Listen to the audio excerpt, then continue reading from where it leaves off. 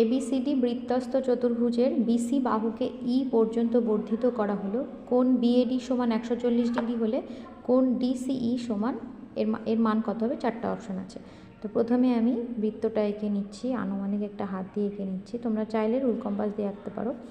এর মধ্যে একটা চতুর্ভুজ এবিসিডি আমি এঁকে নিলাম, এ বি সি ডি। এই চতুর্ভুজের দেখো বিসি বাহুকে ই পর্যন্ত বাড়ানো হলো, তো আমি ই পর্যন্ত বিসি বাহুটাকে বাড়িয়ে দিলাম। তাহলে একটা বহিস্থ কোণ তৈরি হলো ইসিডি বা ডিসিই। এই কোণটার মানই বের করতে বলেছে। কি দেওয়া আছে? কোণ বিএডি, কোণ বিএডি সমান দেওয়া আছে 140 ডিগ্রি।